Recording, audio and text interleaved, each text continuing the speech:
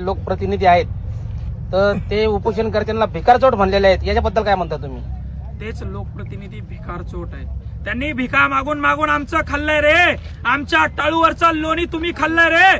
काय तुम्ही केळं विकत होते म्हणला ना, काय तुम्ही सरपंच होते म्हणला ना, मग कुठून आल्या रे एवढाले बंगले, एवढाल्या प्रॉपर्ट्या तुमच्याकडं? कुठून आल्या रे एवढ्या गाड्या तुमच्याकडं? तुमचे पोरं रे इंडिवर फॉर्च्युनर मध्ये फिरता रे. तुमच्या पोरी आमदार झाले रे, तुमचे पोरं नगराध्यक्ष झाले रे. भिकार चोटांनो, आमच्या शेतकऱ्याच्या टाळूवरचा लोणी खाऊन खाऊन मोठे झाले पोचलेत तुम्ही. कुठं फेडणार एवढा मोठा पाप तुम्ही? आमच्या हक्काचा आमच्या सरकारनं दिलेला आमच्यापर्यंत पोहोचू देत नाही. सर्वात मोठे भिकार चोट तुम्ही अधिकारी आणि तुम्ही लोकप्रतिनिधीतल्या. घाबरू नका यांना. लोकशाही आहे, घाबरण्यासाठीच का छत्रपती शिवाजी महाराजांनी हे राज्य उभं केलं रे? आपल्या मावळ्यांनी रक्त सांडलं यांना घाबरण्यासाठी. या वाळगुंडांना, हे वाळू काढणारे, हे रात्री दारू विकणारे, हे अवैध धंदे करणारे, हे आपल्या आई बहिणीवर वाईट नजर टाकणारे वाळगुंड, यांना तुम्ही घाबरतात का? छत्रपती शिवाजी महाराजांनी काय शिकवलं? डॉक्टर बाबासाहेब आंबेडकरांनी काय शिकवलं? अरे उभे राहा, मैदानात या, लोकशाहीची ही तलवार बाहेर काढून गावागावात इलेक्शनला उभं राहा. मी सांगतोय, पंचायत समितीला उभं राहा, जिल्हा परिषदला उभं राहा, यांची बोकांडी पाय देऊन निवडून या आणि आपले काम आपण स्वतः करा. वारंवार सांगतोय, या भेकडांना घाबरू नका. यांना वजन लागत असेल, अर्जावर यांना पैसा लागत असेल तर नारायणराव, विकासराव, इथून पुढचं आपलं उद्याचं आंदोलन ठेवा. हे सगळे शेतकरी तरुण पोरं सोबत घ्या, नागडं व्हा, हातामध्ये भिकारी व्हा, हातामध्ये भगुने घ्या, मध्ये या अधिकाऱ्यांना भीक मागून या अधिकाऱ्यांना पैसे द्या. यांना अतिरिक्तचे पैसे जर काही मागत असेल तर शेतकऱ्यांना जाग्यावर तिथं नागडं व्हा आणि त्याचा लाईव्ह करा. पूर्ण महाराष्ट्राला, त्याच्या पाहुण्या रावळ्याला बघू द्या, त्याच्या बायकोला बघू द्या, त्याच्या लेकराला बघू द्या की तू जो तो सकाळी खातोय, तुझ्या गाडीत एसीत फिरतोय, तुझ्या बंगल्यात राहतोय, तो आमच्या गोर गरीब कष्टकऱ्यांनी इमानदारीने इमानितबाऱ्याने कमवलेला तो पैसा आहे आणि आम्ही तुझ्या बापाला भीक देतो आणि तुझ्या लेकरांना पोचतोय, तुझं शिक्षण करतोय. हे आंदोलन छेडल्याशिवाय आता पर्याय नाही. ही भ्रष्टाचाराची साखळी आता पोखरल्या गेली आहे. ग्रामसेवकापासून तर विभागीय आयुक्तापर्यंत यांचे धागेदोरे आहे. हे लोक पैसे घेतल्याशिवाय काम करत नाही आणि तुमच्यासारखे शेतकऱ्याचे तरणे बाण पोरं जर का आवाज याच्यावर उचलला नाही तर छत्रपती शिवाजी महाराजांच्या आणि डॉक्टर बाबासाहेब आंबेडकरांच्या स्वप्नातल्या महाराष्ट्रासारखा, स्वप्नातल्या देशासारखा आदेश कधीच होऊ शकणार नाही. म्हणून तिथल्या तरुणांनी आता जागवणं गरजेचं आहे. इथल्या प्रत्येक तरुणांनी आता सोंग घेणं गरजेचं आहे आणि प्रत्येक अधिकाऱ्याला टेबली उघडं पाडणं गरजेचं आहे. तरच ही व्यवस्था बदलेल असं मला वाटतं. तर नागडं होऊन भीक मागून यांना, या अधिकाऱ्याला आम्ही पैसे देणार आहे, लाईव्ह करून पैसे यांना देणार आहे. आता यांची लाज या अधिकाऱ्यांची यांनी सांभाळावी. एवढं 30-30, 40-40, 25-25, 10-10, 15-15 वर्ष ड्युटी केली. 10-5 हजारासाठी आपली लाज घालू नका. याच्यानंतर एकही अधिकाऱ्यानं मस्टरसाठी ग्रामपंचायत पासून तर तहसीलदारापासून तर सीओ पर्यंत पैसे मागितले तर त्यांना उघडं पाडण्याचं काम या ठिकाणी आमची संघटना, आमचे तरुण बांधव शेतकरी पोरं या ठिकाणी करणार आहे. तर तसं काही काम पुन्हा एकदा करण्याची गरज वाटते का तुम्हाला? बघा, हे आंदोलन एका माणसाचं नाहीये, ही साखळी एका माणसाची नाहीये, ही पार मंत्रालयापर्यंतची साखळी आहे. मंत्रालयामध्ये 2-2 लाख रुपये दिले तेव्हा 20 लाखाचं काम मंजूर होतं. 20 लाखाचं काम मंजूर झालं, 1 लाख रुपये दिले तेव्हा त्याचं इस्टिमेट, त्याचं एमबी होतं. एमबी झाल्यानंतर पुन्हा 2 लाख रुपये दिले की त्याचं बिल खात्यावर येतं. अशा 20 लाखाच्या कामाला 5-5 लाख रुपये खर्च आहे. आणि म्हणून ही साखळी तोडायची असेल तर एकदम पेटून उठावं लागेल. छत्रपती शिवाजी महाराजांनी जसा उद्रेक केला, छत्रपती शिवाजी महाराजांनी जसा विद्रोह केला, जसा डॉक्टर बाबासाहेब आंबेडकरांनी विद्रोह केला, जसा भगतसिंगांनी विद्रोह केला, इथल्या प्रत्येक शेतकऱ्याच्या तरुणाला तो विद्रोह करावा लागेल. तरच यांची मुस्कटदाबी होऊ शकते.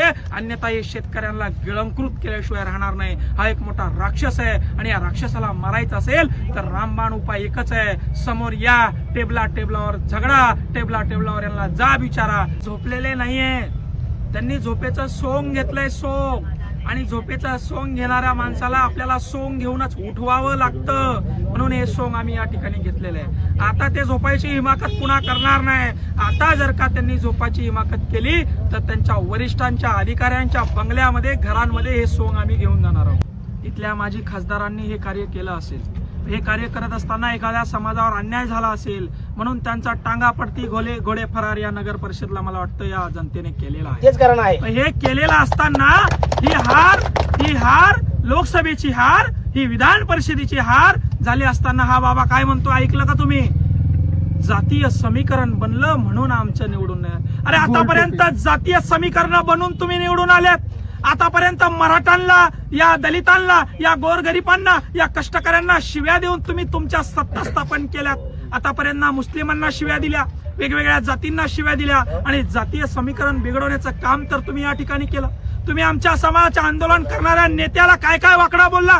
तो नेता त्या ठिकाणी बीड मध्ये असताना देखील लाजा वाटू द्या रे. माजी जालन्याचे खासदार तुम्ही माननीय मनोज जरांगे पाटील या ठिकाणी येऊन गेले, तुम्हाला लाज कशी वाटली नाही. तुमचं घर या ठिकाणी एक पाऊलाच्या अंतरावर नाही आणि तुम्ही या ठिकाणी आलेलं नाही. तुमचं कर्तव्य अक्षरशः तुम्ही विसरलेले आहात आणि म्हणून जनता तुम्हाला आता उखडून फेडल्याशिवाय राहणार नाही. नवीन पर्याय या तालुक्याला निर्माण केल्याशिवाय राहणार नाही आणि नारायण लोखंडेच्या रूपात, विकास जाधवच्या रूपात असे एक ना अनेक तरुण या गावागावामध्ये, तालुक्यामध्ये उभे राहणार आहे. या व्यवस्थेच्या छातडावर पाय देऊन ही व्यवस्था सुधारवण्याचं काम गोरगरीब कष्टकरी शेतकऱ्यांसाठी आता हे तरुण करणार आहेत आणि तरुण हे संघटन या ठिकाणी करतायत आणि त्याचं फळ या ठिकाणी आपल्याला हे दिसून येत आहे. आजच्या तरुणांना धंदा आहे का?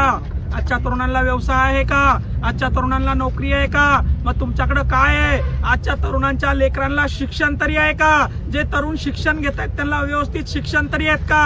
अरे तुमच्या शाळेच्या इमारती तरी नीट आहे का? तुमच्या शाळेत पिण्यासाठी व्यवस्थित पाणी तरी आहेत का? तुम्हाला रस्ते येण्या जाण्यासाठी नीट आहेत का? नाही ना.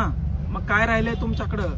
ऐशोआराम तुमच्या वाट्याचं भोगलंय ना दानवे साहेबांनी, तुमच्या वाट्याचा ऐशोआराम भोगलाय ना सत्तार साहेबांनी, तुमच्या वाट्याचा ऐशोआराम भोगताय ना चव्हाण साहेब, तुमच्या वाट्याचा ऐशोआराम भोगताय ना कल्याण काळे. अरे या सगळ्या लोकांनी लुटून खाल्लाय ना, टाळूवरचं लोणी खाल्लंय ना तुमच्या. कधी जागणार आहात? कधी तुम्हाला जाग येणार आहे? आता तुमच्या हातात मायबापो काही राहिलं नाही. अरे आता लढा. नागडं व्हायला घाबरताय काय? तुम्हाला नागडं केलं यांनी. तुम्ही मन्न झालात, तुम्ही मानसिकतेमध्ये झगडतायत. अरे यांना झगडा, बाहेर या आणि या रणांगणात उडी घ्या, उभं राहा आणि यांना उत्तर द्या. याशिवाय आता तुमच्याकडे पर्याय राहिलेला नाही. नाहीतर तुमची देखील अवस्था त्या बांगलादेश सारखी, त्या नेपाळ सारखी, त्या श्रीलंकेसारखी, त्या म्यानमार सारखी झाल्याशिवाय राहणार नाही. ही गोष्ट या तरुणांनी, महाराष्ट्रातील शेतकऱ्याच्या पोरांनी लक्षात घ्यावी.